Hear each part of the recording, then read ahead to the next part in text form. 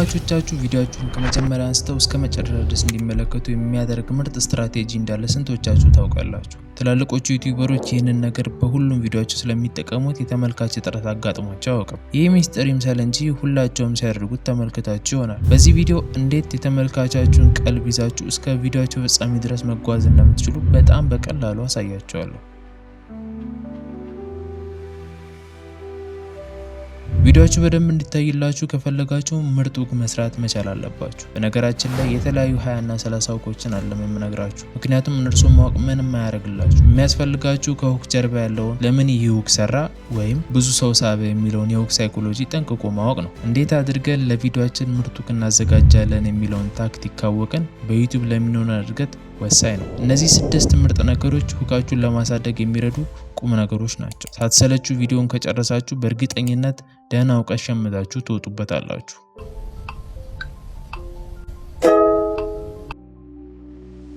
በመጀመሪያ ሁክ ምንድነው? ሁክ ቀጥታ ወደ አማርኛ ሲተረጎም መንጠቆ ማለት ነው።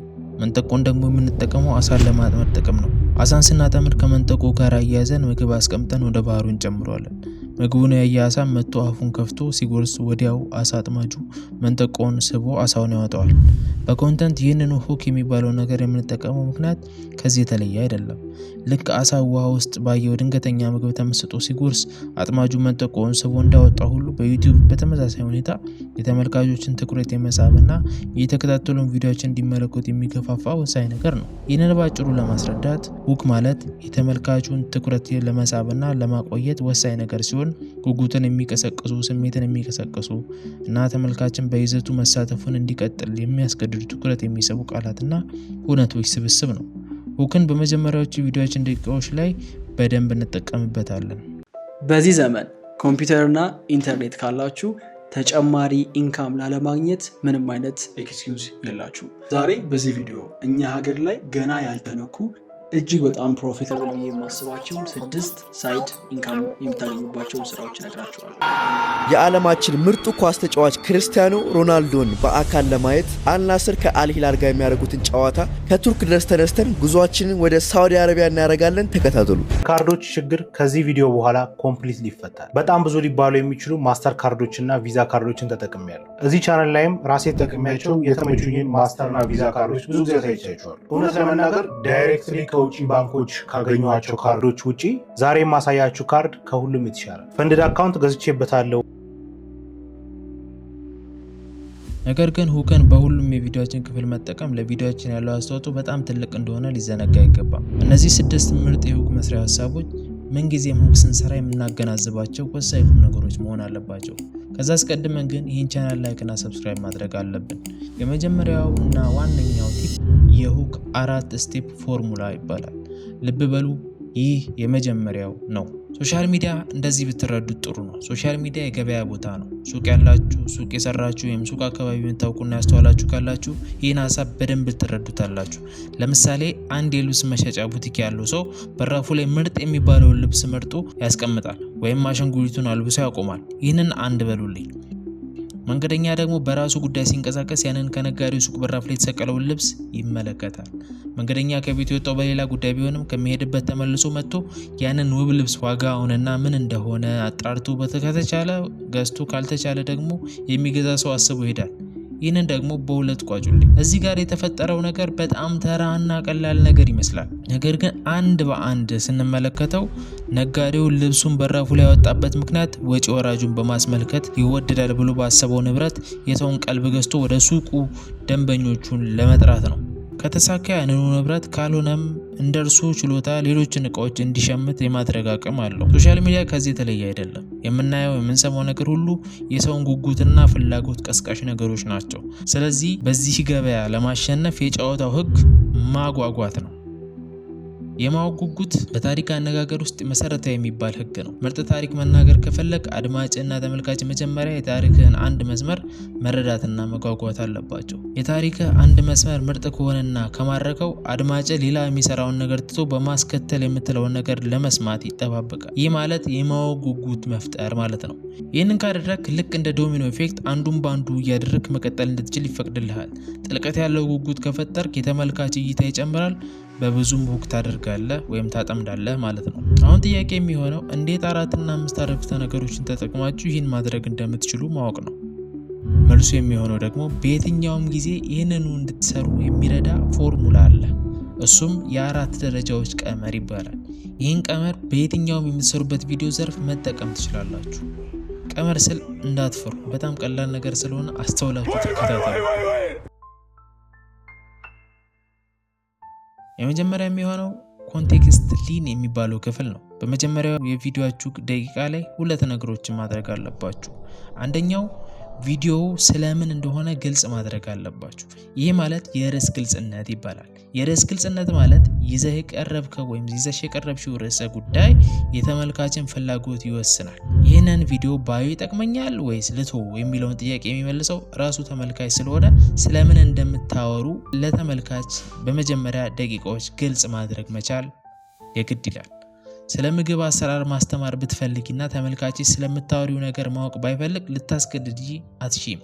ምክንያቱም እርሱ ትክክለኛው ተመልካችሽ አይደለም። ነገር ግን ስለ ምግብ ማወቅ የሚፈልጉ ተመልካቾች ፈልጎ ይመለከቱሻል ወይም ደግሞ ፈልገው ያዩሻል ማለት ነው።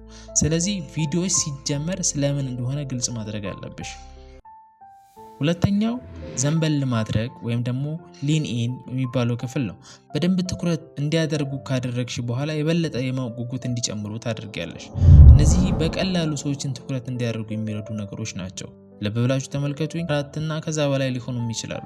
የጋራ መነሻ መመስረት፣ ጥቅሙን ወይም ጉዳቱን ማሳየት፣ ተረቶችን ወይም ምሳሌዎችን በመጠቀም ውስብስብ ሀሳቦችን በቀላሉ ማስረዳት፣ በጣም የሚገርም ነገር ማድረግ ወይም መናገር የሰውን ትኩረት በቀላሉ ለመሳብ የሚጠቅሙ ነገሮች ናቸው። ይህንን ነገር የምታደርጉበት ዋናው ምክንያት ተመልካቾች ከምታወሩት ነገር ጋር መዛመድ ስላለባቸው ነው።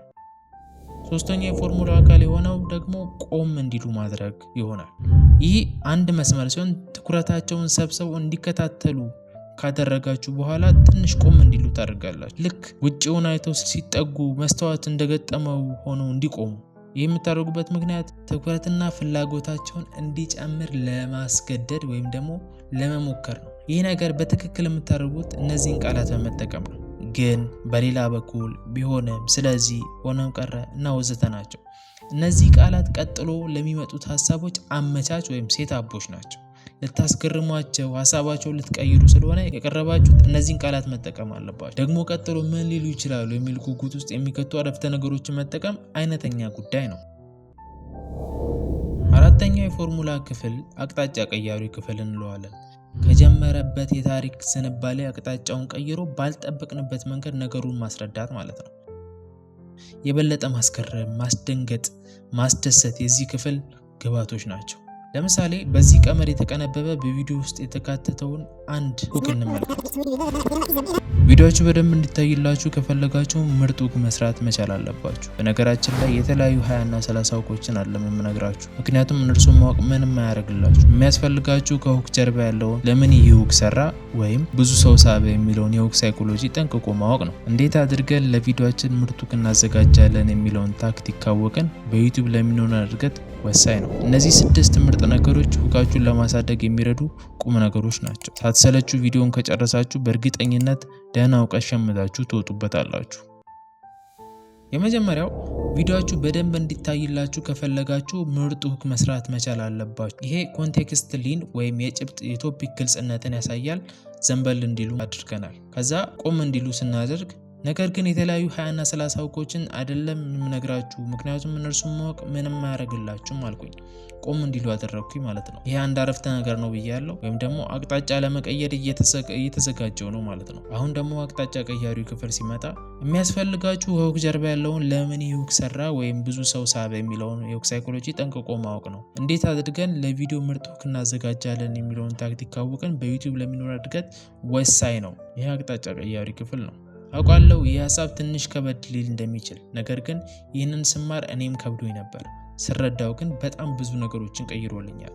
ያልገባችሁ ሰዎች ካላችሁ ወደ ኋላ ሄዳችሁ በደንብ አስተውላችሁ ተመልከቱት። አንዴ እስከተረዱት ነው። ከተረዳችሁት በኋላ በቀላሉ ምርጥ ሁክ ማዘጋጀት ትችላላችሁ። ሁለተኛው የሁክ አይነት የእይታ ሁክ ይባላል፣ ወይም ቪዥዋል ሁክ እንለዋለን። ከንግግር ሁክ 100% የመታየትና ተመልካች የመሳብ ትልቅ አቅም አለው። ሳይንሳዊ ጥናቶች እንደሚያስረዱት ደግሞ የሰው ልጅ ከሚሰማውን በላይ የሚያየውን ነገር ላይ በደንብ ትኩረት የማድረግ አቅም አለው። ለምሳሌ